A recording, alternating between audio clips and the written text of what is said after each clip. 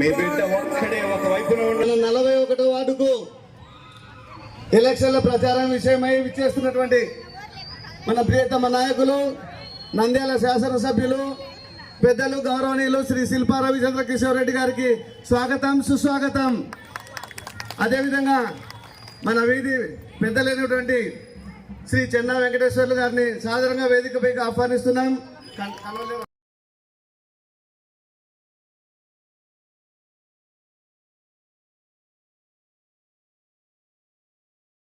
మా అన్న తమ్ముళ్ళకి, మా అవ్వాతాతలకి అందరికి కూడా పేరు పేరున నమస్కారాలు తెలియజేసుకుంటూ ఈరోజు మే 13వ తేదీన మన రాష్ట్రానికి అలాగే కేంద్రానికి కూడా ఎన్నికలు జరుగుతున్న విషయం మీ అందరికి కూడా తెలుసు. మరి అందులో భాగంగా ఈరోజు 41వ వార్డుకి వచ్చి మా అక్క చెల్లెమ్మలతోటి, మా అన్న తమ్ముళ్ళతోటి, అలాగే మా అవ్వాతాతల ఒక ఆశీస్సులు తీసుకొని ఈరోజు ముందుకు వెళ్ళాలని చెప్పేసి ఇక్కడికి రావడం జరిగింది. మరి గతంలో కూడా మీ అందరు కూడా మీ సొంత బిడ్డ మాదిరి మమ్మల్ని ఆదరించి మీ ఆశీర్వాదాలతో ఒక్కసారి నాకు అవకాశం వచ్చింది. మరి నంద్యాలకి ఎమ్మెల్యే అవ్వడంతోనే ఈరోజు నంద్యాలకి ఏమేం చేసినామో ఈరోజు మీ అందరు కూడా చూస్తూ ఉన్నారు. మరి మనం అధికారంలోకి వచ్చిన మొదటి సంవత్సరంలోనే కరోనా లాంటి విపత్తు వచ్చింది. ముఖ్యంగా ఓల్డ్ టౌన్ లాంటి ప్రాంతంలో మనం ఎన్ని ఇబ్బందులు పడినామో మీ అందరు కూడా ఒక్కసారి గుర్తు చేసుకోమని చెప్పి కోరుతా ఉన్నా. ఈ ప్రాంతం అంతా కూడా రెడ్ జోన్ అని చెప్పేసి డిక్లేర్ చేసి సొంత కుటుంబ సభ్యుల్ని కూడా ఒకరిని ఒకరు కలుసుకోవాలంటే కూడా ఇబ్బంది పడుతున్నటువంటి పరిస్థితి.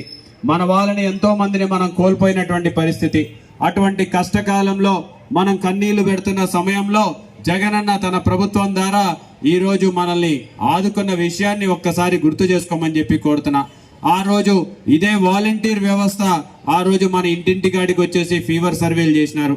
ఇదే సచివాలయం సిబ్బంది అందరూ కూడా ఎవరైనా కొత్త వ్యక్తులు ఇక్కడికి వస్తే క్వారంటైన్ చేసేవారు. మరి ఎవరికైనా సరే వైద్యం కావాలంటే వారిని హాస్పిటల్లో చేర్పించినటువంటి పరిస్థితి వైఎస్ఆర్సీపీ పార్టీ నాయకులు, కార్యకర్తలు చూసుకున్నారు.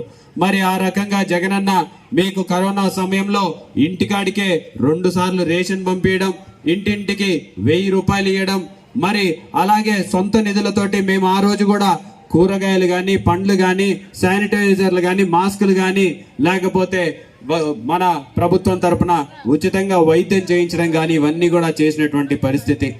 మరి రాష్ట్రంలో ఆ రోజు డబ్బుల కంటే ఎక్కువ మన ప్రజల ప్రాణాలు ముఖ్యమని చెప్పేసి జగనన్న ఎన్ని వేల కోట్లైనా సరే పర్వాలేదు మన వాళ్ళని మనం కాపాడుకోవాలి అని చెప్పేసి ఆ రోజు ఖర్చు పెట్టిన విషయం మీరు చూశారు.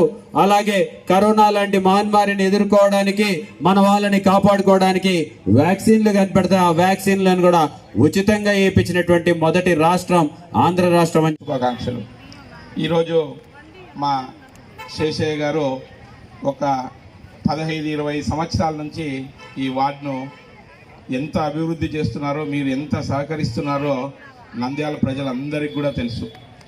ఈ వార్డు ప్రత్యేకత ఏమిటంటే ఎప్పుడు కానీ ఇక్కడ శేషయ్య గారు నాయకత్వం ఎప్పుడైతే ఈ వార్డును తీసుకున్నారో, ఇక్కడ ఉన్నటువంటి డెవలప్మెంట్ యాక్టివిటీస్ అన్నీ చేస్తున్నారో, ఇక్కడ మీరందరూ కూడా ఒక మంచి మెజారిటీతో ఒక 15-20 సంవత్సరాల నుంచి ఆయన అందరికీ సహకరిస్తున్నందుకు మరొకసారి మీకు అందరికీ ధన్యవాదాలు తెలుపుకుంటున్నాను.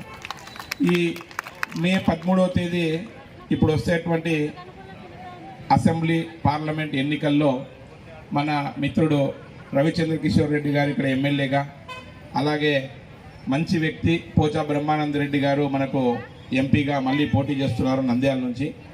వీళ్ళందరినీ కూడా మనము అత్యధిక మెజారిటీతో గత ఎన్నికల్లో